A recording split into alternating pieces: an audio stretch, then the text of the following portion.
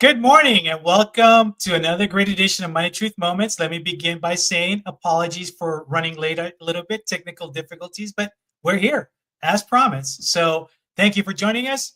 Welcome, Judy. How are you this morning? I'm awesome. How are you this fine Tuesday morning? Good to see you, Carlos. Same here. I'm doing much better now that we got this thing rolling, right? It's always like There's always something. there's always something fun for sure. And folks, if you're just joining us for the first time, welcome. Make sure that you are following Judy at judycopenbarger.today.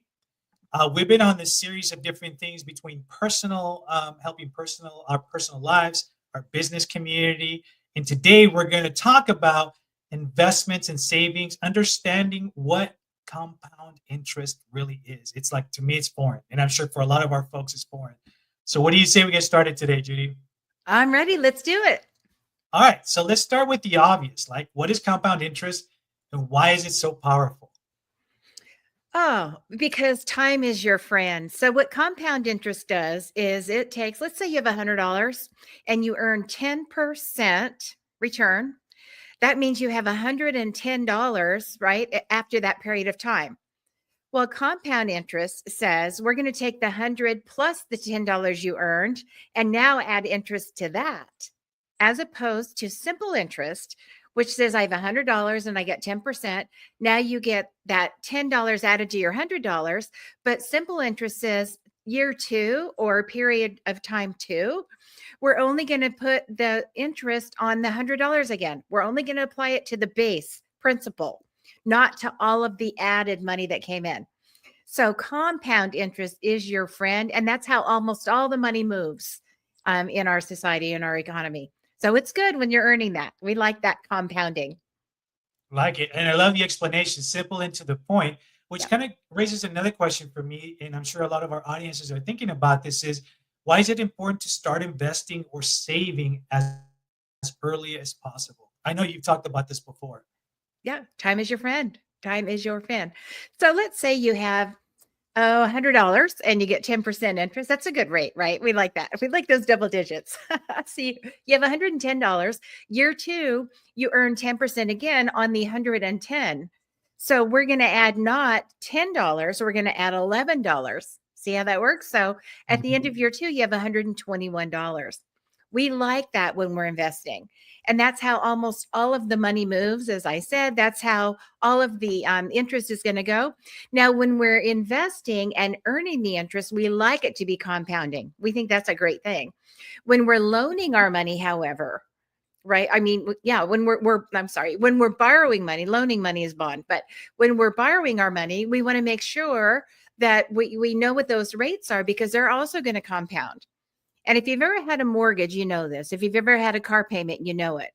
Let's say you buy a car for $30,000. By the time you finish paying it on that schedule with the compounding, right, that you're paying the bank in this case or the auto company, by the time you buy that $30,000 car, you've paid $42,000 because of Yeah. that compounding interest that's being charged to you. So we don't like it when we have to pay it. You want to know what those actual rates are, the APR. But when we're earning money, we like the compounding for sure. And that's a great subject that you bring up too, like buying cars, for example, right? Right now we're talking about, kids going off to college, parents buying extra cars. You have a new business that you're launching, you're buying vehicles for your company as well too. So I'm going to sidetrack a little bit. What are some best practices when you're purchasing a car, whether it's for your business or for your family, that we should look into, or keep our eyes wide open so we don't pay over what we need to do for all the extra stuff, or even with the loan itself, lease. And I know you have a video on this, lease versus buying, you know? Absolutely.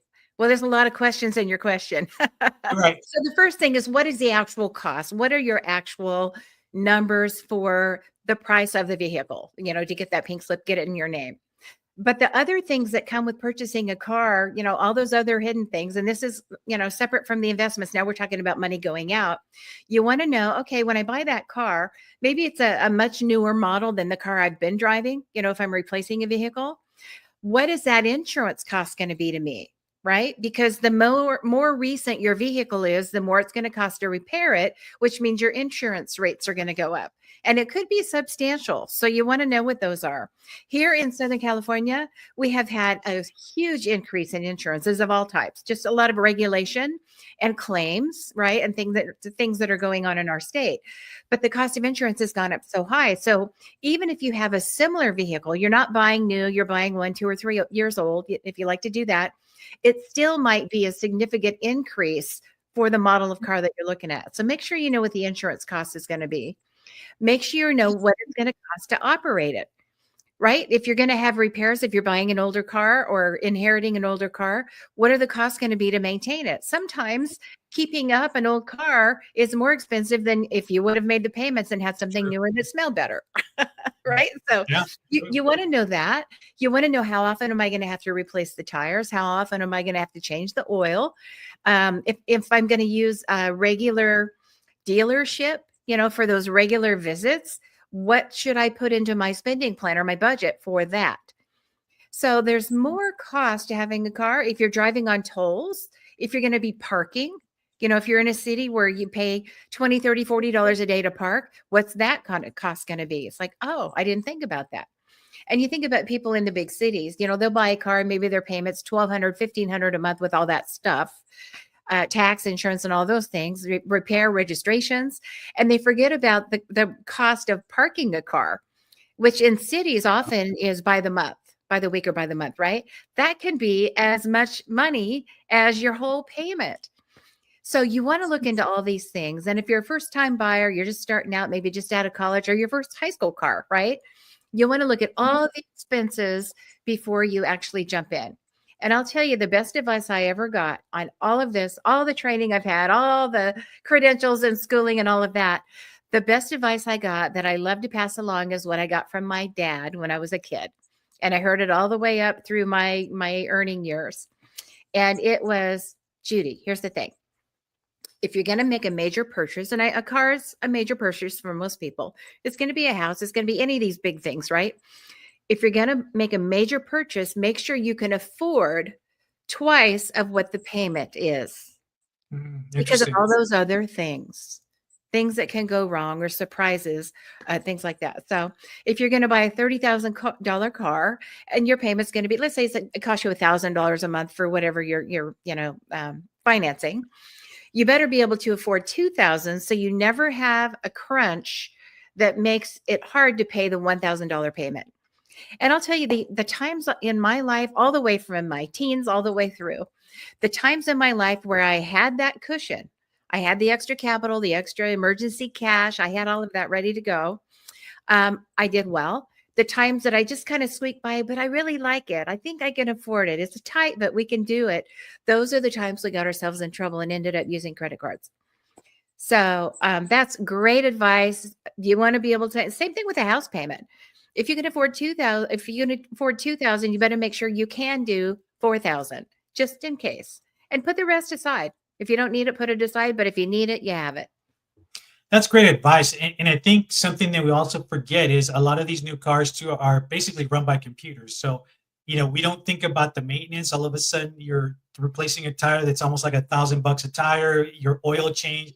And this is stuff that a lot of people don't think about, but it's also, you mentioned also about, asking some of those questions. Hey, how much is this maintenance? How much is an oil change? This, that, or whatever. That, especially with kids going to college or they're trying to buy their first car, that's exactly what you just said. They don't think about that, and all of a sudden they're in the hole with the credit card. So that's a great point. Yeah, they just want the car and they want it now, and it's really cool, and I like the color, right? Yep, exactly. Where a lot of us are guilty of that too. We want it because it looks really cool or whatever. But you're right. We got to look at it in a bigger picture. Folks, thank you for joining us. We are really talking about today some very important stuff, investments, understanding compound interest as well. Please make sure that if you didn't begin with us, you start at the beginning of the show too, so you can learn a little bit more about that. And as always, please share and follow Judy at judycopenbarger.today. So I'm going to go back to talking about the compound interest and how can someone calculate how much they will earn through compound interest. What's an easy way that even our youngsters can take a look at? Oh, Google, right? if you punch in compound interest calculator, there will be a calculator, probably 500. There will be a calculator for every possible purpose. Pick a color, right? There's so many. And then that will show you exactly how it can go. There are also specialty calculators from every financial institution on if I'm going to buy a house, if I'm going to buy that car, if I'm going to invest in, an SBA loan to start my business or to get my business to the next level. There are calculators that help you do all that, and they put all that in. And one thing to be aware of is there's daily compounding, there's monthly compounding and annual compounding, and probably some others in between. You want to know, and it's not just when you're earning money on your investments, but when you're paying interest, right, on a loan, that money that you borrowed. You want to know, how is the interest calculated? Do they calculate it every single day? And so they add more to your balance every day that you're having to pay the interest on? Or is it every month? Is it weekly? How is that calculated? You want to know that because it makes a big difference. In our example earlier, you have $100, you earn 10% interest. Let's assume that's over a year. They just give you the $10 at the end of the year on the anniversary. Now you have 110, and then that compounds. But what if every day they took 365th, usually it's 360 is the economic calculation, but 365th of your interest, and they add that every day to the balance, and you have to pay interest on that too? It's going to take a lot longer to pay off. And that's how a lot of mortgages are, unfortunately. So you want to know that, and you want to know the impact of that over time. Mortgages are often 30 years, right? That's kind of a typical mortgage. Right. You can get 25, 20, 10 year, whatever. Those are great if you can afford them. But the longer time, you have all those years, all that compounding's happening. And usually it's done in a favorable way for the institution, not necessarily favorable for you. But on the other hand, knowing this information can help you when you're investing your money, right? When you're loaning money that you're getting interest on, or when you're investing in any kind of investments, you want to know how that compounding happens and how your value actually goes up. Equity is a whole different show, right? We'll talk about that. If you own stock, which is going to be an equity, that's a whole different thing from compounding interest. And it actually is way better because there's two levels that you're earning on. But there's so many good options, so many things that you really want to learn about. You want to hang out with us. Judy Copenbarger today has information on all of these little tiny fine-tuning things that just kind of give you a little extra to help move the needle towards your success on your financial journey. So stick around, and we'll be kind of helping you learn some of these things and know where the resources are. So you mentioned stocks, but I have a very, maybe you can give us some practical advice, right? So what's the best way, and I don't care what age group we're in, the best way to start investing with little money, right? I think that's everybody's big question. Like, I don't have $100,000. I don't have $1,000. I have, let's just say, $50. Like, what's a good way to start with little money for investments? Well, I would probably start with a little more than 50. At 50, you're going to be tempted to go online and buy something that, really you probably shouldn't dabble in. But I would say once you have $500 or $1,000 saved up or more, if you're just starting out, I think one of the best ways to go is no load mutual funds or ETFs. It's going to be spreading the risk for you. It's going to have very low costs. There will be some costs, but very low. And doing that, you're probably going to be needing to work with someone who has the expertise to guide you which one is better than another. Because you can spend 3, 4, 5% a year on management of those, or you can spend less than 1/4% managing those, right? You want to get the one with no cost or very, very little cost. Under 25 bips, we would say, or 1/4% is kind of in the no load category. So if you can get down there where it costs you hardly any to get that whole bandwidth, that whole spectrum of different investments, that means you're buying a little tiny slice of a company like American Airlines or Genworth or Amazon, right? A little tiny slice of a whole bunch of companies. So maybe you only own 17 cents of this company, but when it pays dividends, you're going to get some. When the value goes up, you're going to get that benefit. So I would start there, save $500 or $1,000, find a really good source for an ETF is an exchange traded fund, very similar to a mutual funds where you're buying a collection of things. I would do that and get going and enjoy the growth. And those statements come and you'll see it go up, up, up, up, up. It's very exciting over time. Something that I think I speak on behalf of our audience as well is just how simple you break things down, right? For a lot of us who are not into finance, we know what we know, right? The way we were raised and so forth.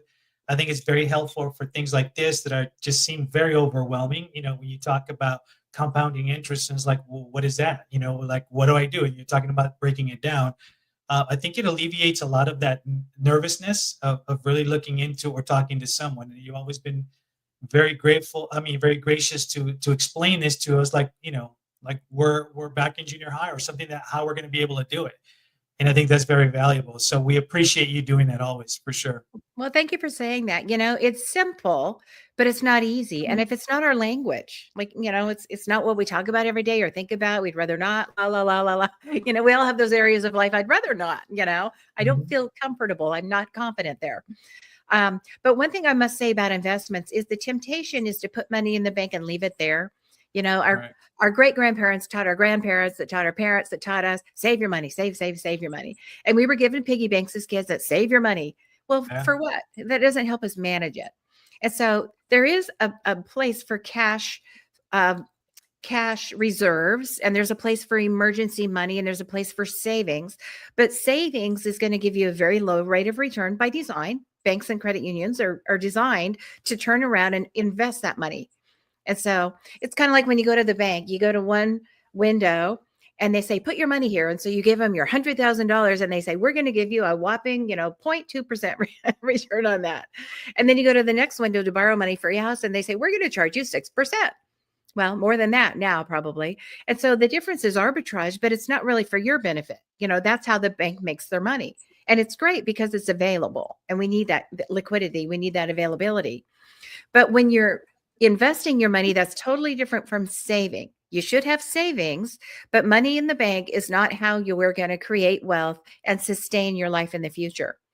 You want to have both, but you want to have it in the right balance. So I've got to say, when you asked about investments, don't just put it in the bank and call that an investment.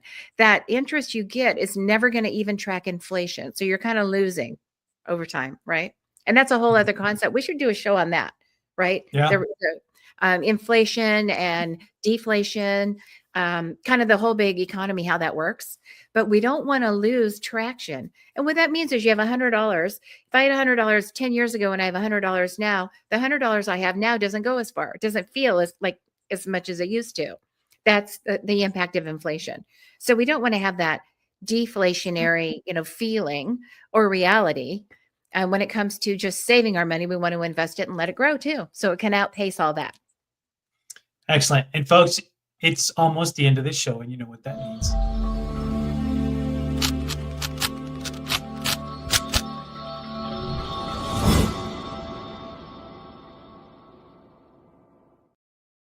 Okay, I'm a little nervous on this challenge. So what do you got for us today?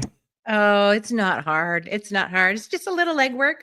So if you're new to the whole concept of interest and how it's calculated, when it's compounded or not, and you don't know what you have, look at your car loan, look at your loan papers on your house if you have a mortgage, and see how that's calculated, just out of a curiosity, right? Exactly how much am I paying when they do that? Is it daily, monthly, weekly, whatever it is?